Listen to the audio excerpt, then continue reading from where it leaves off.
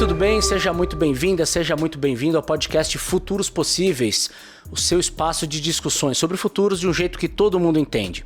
Eu sou Marcelo Gripa, cofundador da Futuros Possíveis, e hoje é dia de estreia. Este é o primeiro episódio da nossa série especial sobre inteligência artificial generativa no mercado de trabalho. A IA generativa, como se diz, ela se apresenta na forma de chatbots, por exemplo, como o ChatGPT ou o Bard do Google. E a nossa ideia neste episódio é discutir as questões existenciais do tema e onde estamos e para onde vamos. Essa série é uma realização Futuros Possíveis em parceria com o César, Centro de Estudos e Sistemas Avançados do Recife.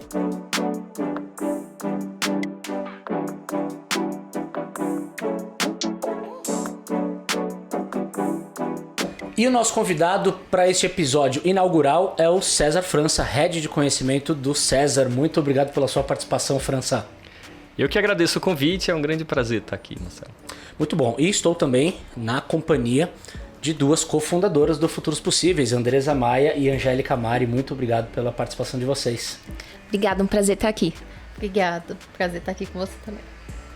Bom, como ponto de partida para a nossa conversa, eu vou recorrer a uma pesquisa que a Futuros Possíveis fez sobre o futuro do trabalho, né? Nós rodamos o Brasil inteiro, investigamos as expectativas das pessoas em relação ao futuro do trabalho. E muito se falou, naturalmente, sobre tecnologia e inteligência artificial. Angélica, quais foram os principais achados desse estudo? Foi um estudo muito interessante, né, Marcelo? Porque uma das coisas que a gente perguntou era sobre o receio das pessoas de serem eventualmente substituídas por um robô, né? Que é a grande preocupação apocalíptica de muitos, né? Quando a gente fala de IA e, sobretudo, IA generativa. E a gente descobriu que 77% dos brasileiros não tem medo de serem substituídos por um robô, e sim de alguém que use a tecnologia melhor do que eles, né? E por outro lado, a gente também tirou a temperatura ali da adoção de tecnologia nas empresas a partir da percepção das pessoas. E o que a gente descobriu foi que as pessoas nos disseram que IA estava entre as tecnologias que as empresas menos usam. Veja só que interessante, né? Na verdade, a gente sabe que muitas pessoas estão experimentando a IA generativa e muito, né, César?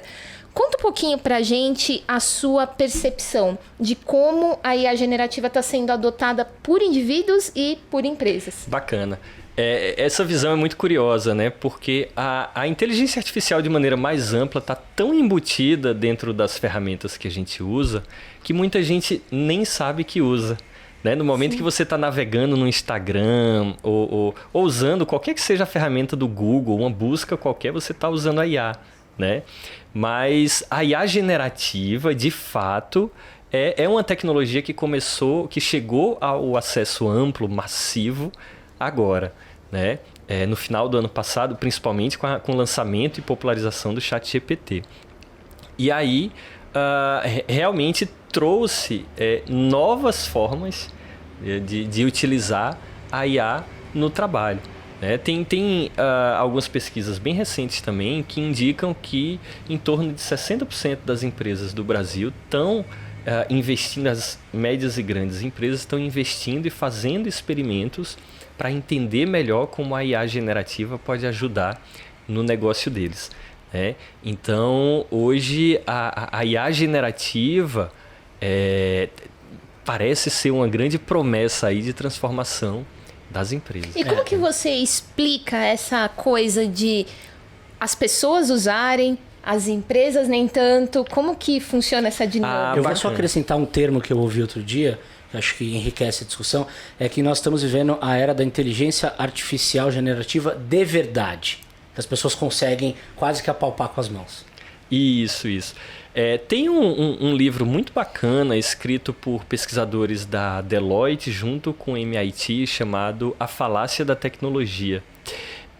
Nesse livro, eles explicam que a transformação digital como um todo é muito mais um movimento cultural de absorção da tecnologia, né, do que um movimento tecnológico de fato. Uhum. E o livro traz uma ilustração muito interessante mostrando como as pessoas né? Os indivíduos, em particular, estão muito mais à frente, né, no uso da tecnologia do que as organizações, do que as empresas. Então, só para fazer um paralelo ali com o WhatsApp, né? Quando as empresas começaram a entender que poderiam fazer negócios através do WhatsApp, as pessoas já estavam todo mundo usando, né? Então isso já estava amplamente difundido. Então um movimento semelhante está acontecendo com a IA generativa hoje em dia.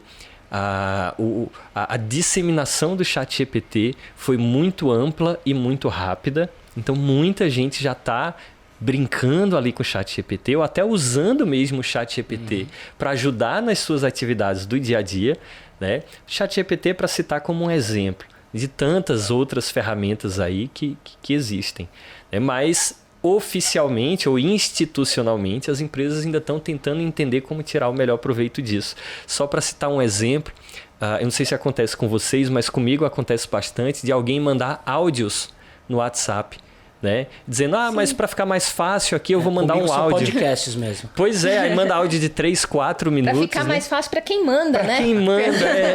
O que eu tenho começado a fazer é encaminhar esses áudios para uma ferramentazinha que transcreve esses áudios. E ela é maravilhosa, certo? Ela consegue realmente entender e usa IA generativa por trás. Ela escuta o áudio, transcreve em texto e aí fica muito mais fácil para mim, que estou recebendo aquele áudio, para ler e entender e responder a pessoa, né, que está falando comigo ali. Então, isso é só um exemplo. Você mencionou o universo composto aí pelas empresas que estão investindo, né? 60% médias e grandes empresas, mas, Deza, sabemos também que tem pequenas empresas, startups, que estão avançadas nesse sentido, né? Você transita muito nesse universo. Comenta um pouco sobre sua perspectiva, por favor. Sim, é interessante, né? Porque quando se trata de IA generativa, as startups, elas estão avançando muito e elas estão avançando numa velocidade muito boa, assim. Estão tentando unir o útil ao agradável. Então, eu percebo algumas startups criando workshops internos para ajudar as pessoas a entenderem quais os impactos, quais os riscos, o que pode, o que não pode, como você utiliza aquela ferramenta para deixar o seu trabalho cada vez mais efetivo, para que você economize tempo. Então, eu tenho percebido as pessoas muito voltadas para isso também e as empresas voltadas para isso. Então, no ambiente de startups, quando se fala de IA generativa, eu tenho notado um aspecto de que a empresa sabe que a tecnologia existe e que ela vai ser utilizada. O como eles trazem para a mesa. Então, e pode tenho notado ser que tipo esse de movimento. tarefa, por exemplo? Bom, por exemplo, otimizar um texto para uma reunião em atas, né? A gente costuma fazer algumas atas para reunião. Você pode transcrever, porque hoje a própria ferramenta da reunião, ela transcreve a sua reunião. E a partir disso, você consegue que a inteligência faça um resumo com os principais tópicos. Isso é otimizar um trabalho muito grande que a gente fazia dentro ali das startups. E aí também tem pontos de... quando a gente precisa criar algum projeto em específico, quando a gente precisa calcular quanto tempo nós temos para a execução daquele projeto, elaboração de cronogramas. Então, a gente tem ali uma infinidade de possibilidades. Quer dizer, sabe? é um esforço para tirar tudo que for operacional da frente e poder focar na parte mais criativa do negócio. Sim, com certeza. Exato. Você pode aproveitar melhor as pessoas daquela reunião, né? As pessoas podem contribuir de maneira mais presente. Sim, as pessoas reunião, conseguem estar mais conectadas ali, mais presentes, né? Então, eu tenho observado esse movimento. Então, eu não posso falar sobre todas as empresas, né? Porque eu não conheço todas, mas as empresas que eu tenho tido contato são empresas que estão olhando para a IA generativa com um foco muito grande em conhecimento, em como que eu instruo as pessoas a estarem mais próximas disso. Lá no César, né, nós somos essencialmente um centro de estudos, né? Então, embora hoje a gente já tenha mais de 1.000 colaboradores, a gente tem alma de startup. E na prática a gente lida com muitas startups no dia a dia, né, para construir as inovações que a gente desenvolve.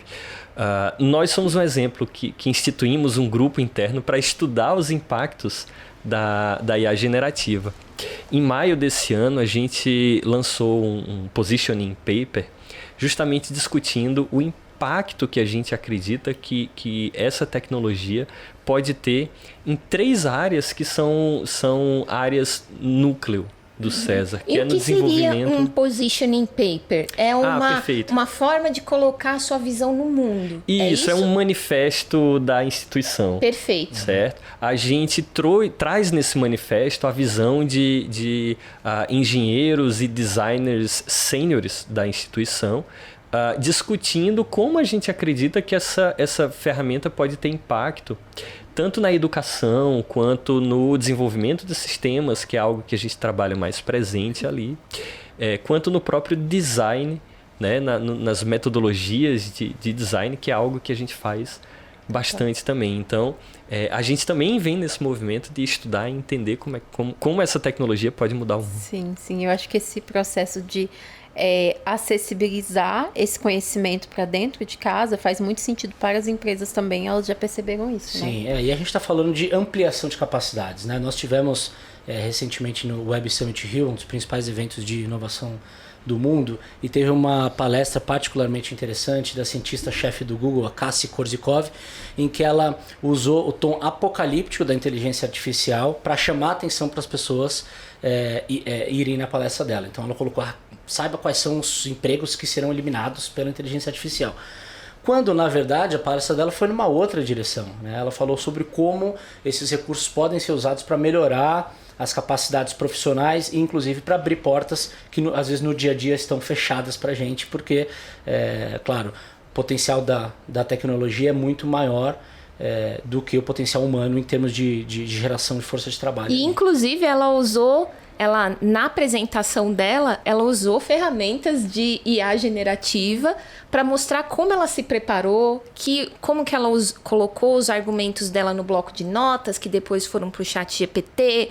Aí ela criou uma imagem no Midjourney, aí ela colocou um pouco de código em cima e jogou um pó de pirlim-pim-pim. Fez um mexidão. Fez um mexidão. Um mexidão da IA generativa. Isso. E foi muito legal, porque as pessoas entraram na apresentação esperando ouvir que a profissão delas estaria na lista de espécies extintas, quando na verdade era aquilo coisa nenhuma, né? Inclusive, se você não conferiu o nosso episódio, a nossa série especial sobre o Web Summit, corre lá no nosso feed, no Spotify, que tá lá. Isso aí. E França, ok, as capacidades, todo o potencial tá bem claro. Mas nem tudo são flores, né? Existem riscos associados ao uso da IA generativa no ambiente de trabalho. Inclusive, o César produziu um documento listando algumas orientações de uso para as empresas. O que é que pode, o que é que não pode no uso da IA generativa no ambiente de trabalho? Bacana. Esse documento que foi produzido lá no César foi um resultado de um esforço nosso justamente para tentar entender os riscos, né, de diferentes usos de ferramentas de IA generativa de terceiros, né? Então, essencialmente, existem 2 riscos que ainda não estão resolvidos, certo? Que é o risco da ferramenta reutilizar uma informação que pertence a um terceiro, né? E aí, quando você incorpora essa informação do seu trabalho, você pode estar abrindo uma porta ali para cometer uma infração de direitos autorais, certo? E do outro lado, tem o fato de que, ao utilizar uma ferramenta que está hospedada em um terceiro, né, em uma empresa terceira ali, esses dados podem estar sendo expostos, né, ou podem estar sendo acessados por outras pessoas, né, seja para treinamento da própria ferramenta e, consequentemente, a ferramenta pode exibir as suas informações para outra pessoa, né, ou seja, para uso próprio, que aí nunca fica claro, né, nos termos e nas licenças ali das ferramentas exatamente como esses dados podem ou não ser acessados. A Head of Legal do César, Cláudia Cunha, traz algumas ideias sobre o assunto. Qual a orientação jurídica para as empresas em caso de vazamento de informação por parte dos colaboradores em chatbots de IA generativa.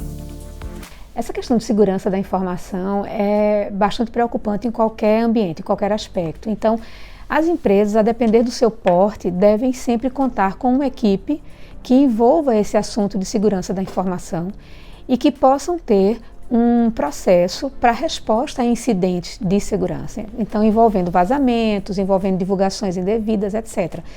E, além desse processo amplo, que deve existir para qualquer tipo de informação, é também importante que haja um processo referente a eventuais vazamentos por incidentes de privacidade.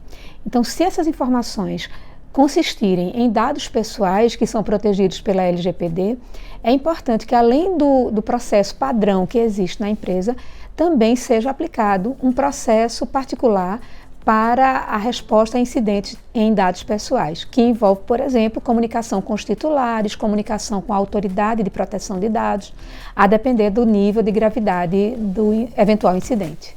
Então, o risco de vazamento de informação e o risco de cometer um plágio ou uma infração ali de direito autoral são os dois principais. Sim, certo? E esse ponto específico de estudos, existem várias preocupações, entre elas o plágio, o copiar do coleguinha é uma coisa que se faz desde que o mundo é mundo, Mas isso agora ficou um pouco mais amplificado com a IA generativa. Sim, e para exemplificar isso que você está dizendo, Angélica, nós temos uma visão de uma profissional sobre problemas que podem surgir. Vamos conferir. Plágio sempre foi uma questão dentro da academia e sempre foi um ponto bastante combatido, e agora com a inteligência artificial fica cada vez mais difícil a identificação, e a gente precisa cada vez de ferramentas mais sofisticadas e acessíveis para tentar identificar o plágio dentro de pesquisas, sejam elas inéditas ou não. Essa foi a Flávia Godoy, historiadora e pesquisadora, falando sobre questões de plágio envolvendo a IA generativa. Angélica, portanto, é uma questão em aberto. Sim, dureza, França? Como que a gente lida com essas questões de plágio no ambiente corporativo, Porque a capacidade de ser autêntico é algo que está diretamente relacionado com a proposta de valor de uma empresa, O que ela faz de único, de autêntico? Como você vê essa questão? Perfeito. Veja, é importante a gente entender que as ferramentas de IA, principalmente as que têm relação com produção textual ou produção visual ou áudio ou vídeo, elas estão aí para nos ajudar a criar, certo? A nos ajudar a produzir o que quer que seja que a nossa empresa produz. Certo? Então, é sempre importante que a gente tenha alguém que consiga ler, interpretar e entender o que aquela ferramenta tá gerando e, obviamente, construir em cima daquilo, E não simplesmente copiar e colar, o que a ferramenta está gerando. Cláudia Cunha, do César, traz o ponto de vista jurídico da questão. Como as empresas devem agir em caso de plágio através de conteúdo consumido por meio de chatbots de IA generativa? Plágio é uma coisa que a gente deve sempre tentar trabalhar na partida, trabalhar previamente. Depois que o plágio acontece, é uma coisa bem complicada, porque inclusive caracteriza toda uma sujeição a processos legais, a indenizações e por aí vai. Então realmente é algo que a gente tem que ter muito cuidado.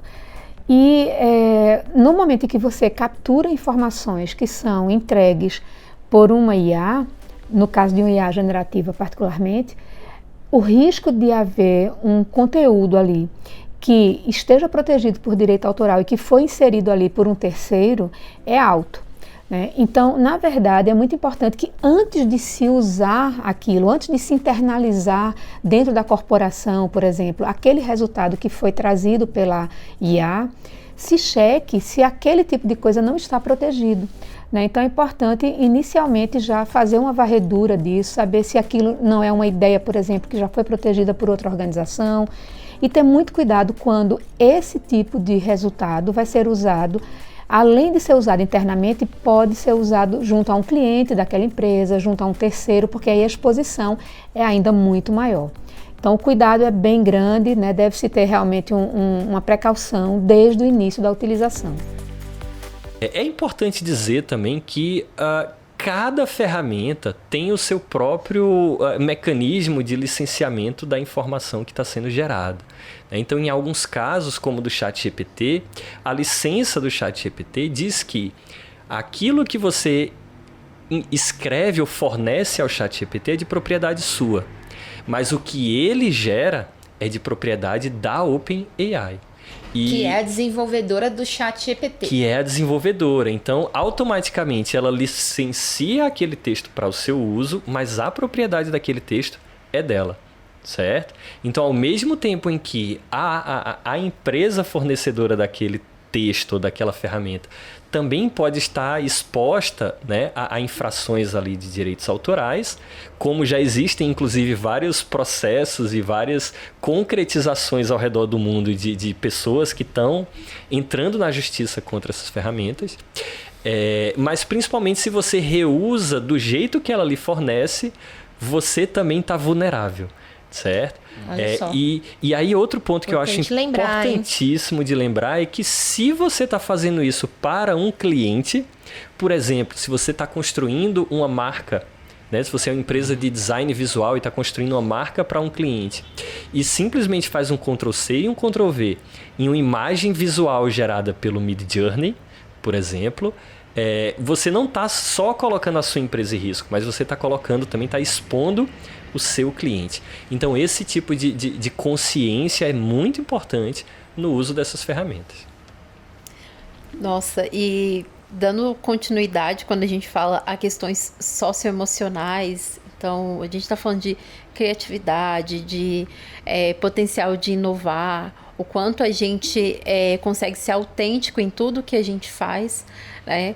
E eu quero chamar uma outra percepção onde ela traz alguns aspectos de criatividade, né? A importância de fomentarmos a criatividade e o quanto o uso da ferramenta impacta nisso. Bom, a minha maior preocupação e o maior risco na minha área de atuação, que é a tradução, que é a escrita, na minha opinião, seria o desaparecimento da criatividade da pessoa, porque com a inteligência artificial está tudo muito fácil. É digitar algumas coisas, fazer a pergunta para a inteligência artificial e você tem aí 5 temas de como abordar um determinado assunto com adolescentes.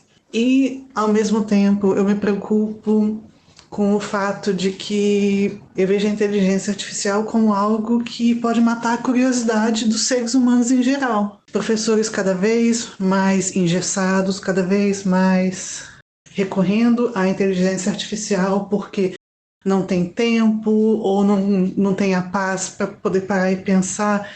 Então, tudo que você faz acaba sendo gerado por uma inteligência artificial. Então, isso não é legal. Essa foi a Flávia Galveias, professora de inglês, falando sobre riscos. E aí, César? É muito interessante esse comentário da professora. E veja, quando a gente fala de educação, tem muita pesquisa, certo? Exatamente nesse momento. A gente está conversando aqui, coisas novas já estão surgindo, né, ao redor do mundo para entender exatamente o efeito das IA generativas no mundo da educação.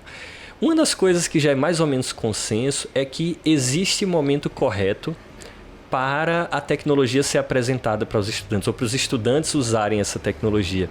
Fazendo uma analogia com a calculadora matemática, por exemplo, os estudantes que estão ali no início do processo educacional, a gente não recomenda que eles usem imediatamente uma calculadora, porque eles precisam entender o processo, né, matemático por trás daquilo.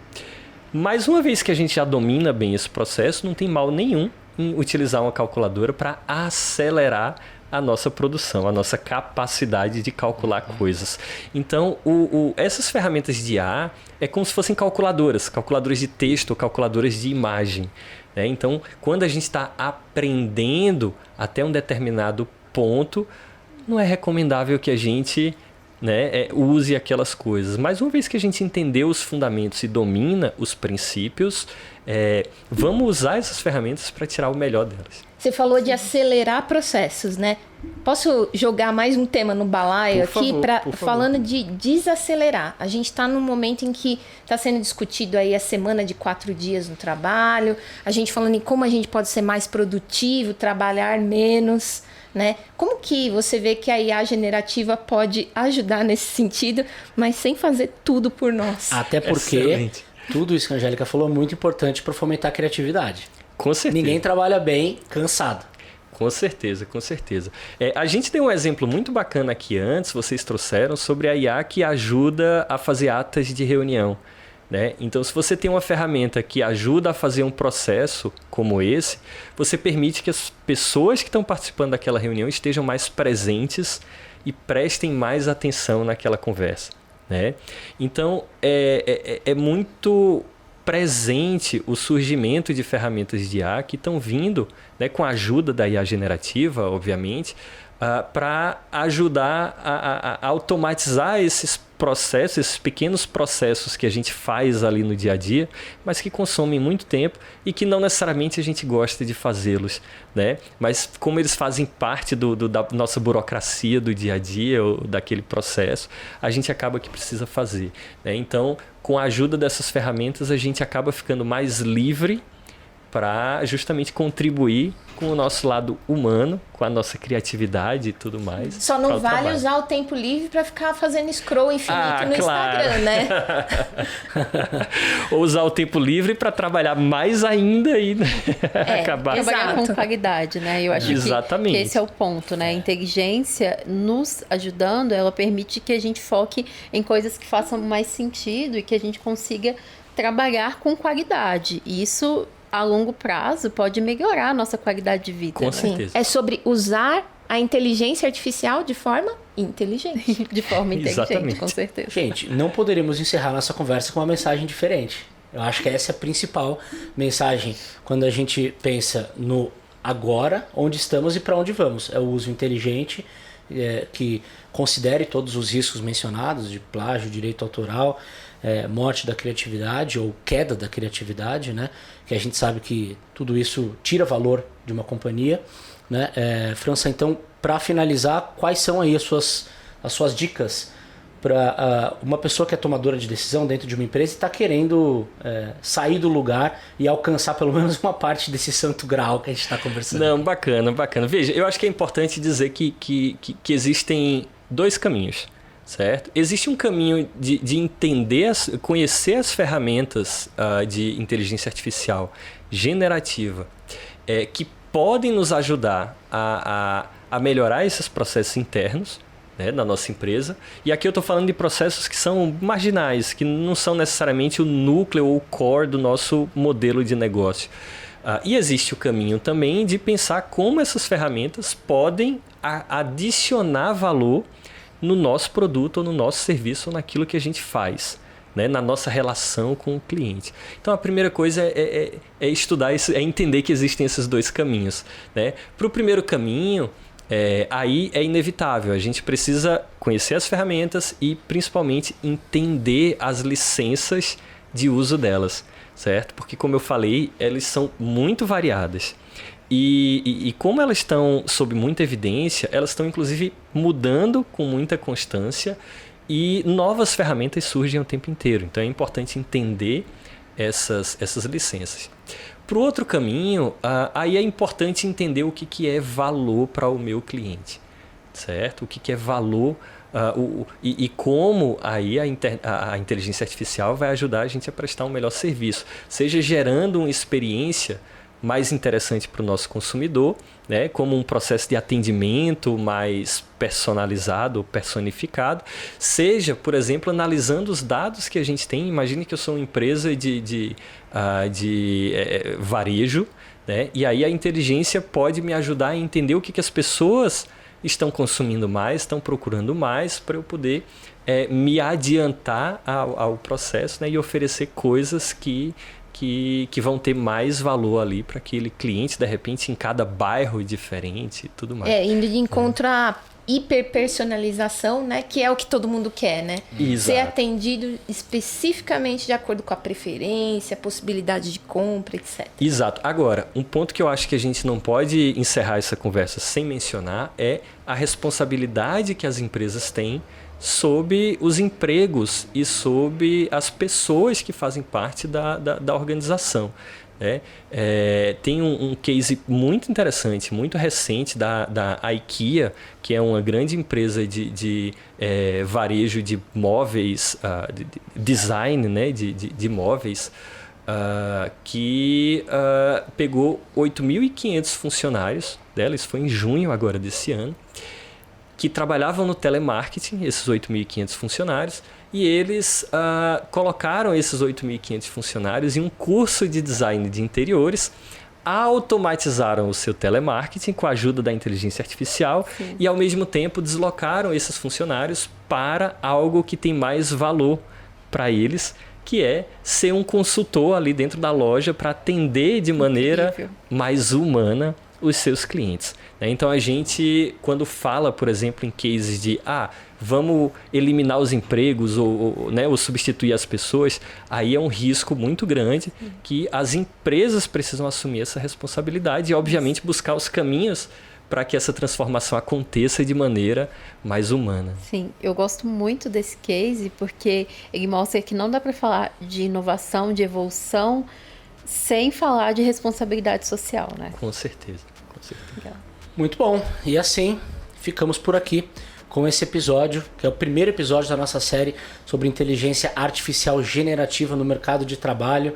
Agradeço imensamente a participação do César França, Head de Conhecimento do César. Muito obrigado, França, por participar da nossa conversa e trazer experiências e exemplos tão enriquecedores. Mais uma vez, eu que agradeço e sigo à disposição.